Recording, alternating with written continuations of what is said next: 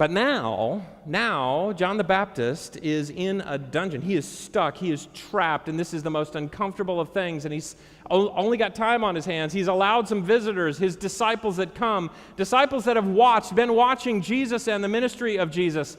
And as he considers all that has gone on, he plays through questions in his mind. He's had questions since the beginning. You remember in Matthew chapter 3, as Jesus is baptized, the 13th verse, then Jesus came from Galilee to the Jordan to be baptized by John. But John tried to deter him, saying, I need to be baptized by you, and do you come to me? Whoa. Jesus, here's the thing. You're the Lamb that's taken away. I'm not even sure how this looks to everyone else. But I know it makes me deeply uncomfortable. The idea, I just got done saying that when you show up, I'm not even worthy to carry your sandals, and now you want me to baptize you? You baptize me. How about that? We'll do it that way. If a baptism is going to happen here, you baptize me. That seems to fit my theology. And Jesus says, sorry.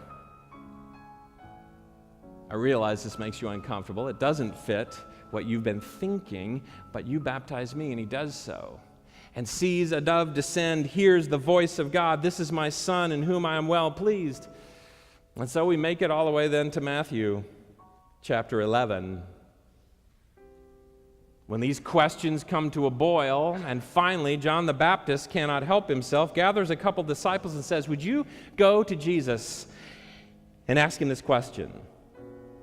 Are you the one who was to come, or should we expect someone else? Something doesn't make sense to me. And here at the end of a very extraordinary faithful life, John the Baptist has all kinds of questions. And they are extraordinarily fundamental. You may think that you are beyond your questions now. I've got to suggest to you, you're one prison away from more questions. And I don't know what kind of prison you might experience in your life. It could be a class you take in which the science doesn't quite square with what you've always been taught.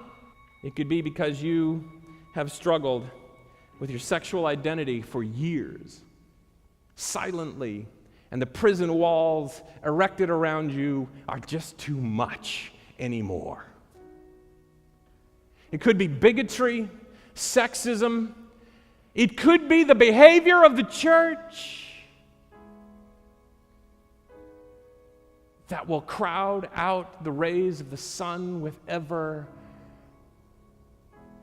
escalating walls. I don't know what prison could come your way or you feel yourself in right now. Maybe it's just confusion. Maybe it's a well-timed question. Maybe it is the loss of faith of a good friend or your children. And what John the Baptist does amidst his dark night of despair is the very thing we might be encouraged to do. It is our one hope, and that is amidst your tough questions, when everything seems to unplug, things aren't making sense anymore. Go to Jesus. And even when you can't see past the walls, know that I have power, know that I am true, know that I am coming. This will pass, but only with trust. Hi, I'm Dave Ferguson. I'm the pastor of the Collegedale Church here on the campus of Southern Adventist University. You know, it seems to me this world is a mess, more than ever. And in the midst of it, the questions that are boiling up, we wonder, does Jesus have anything relevant to say about the problem in my life, the difficulty you're struggling with? I think he does. And I'd like to welcome you to subscribe to this YouTube channel as we explore the relevance of Jesus Christ in the everyday life of you and me. So subscribe. Click the button.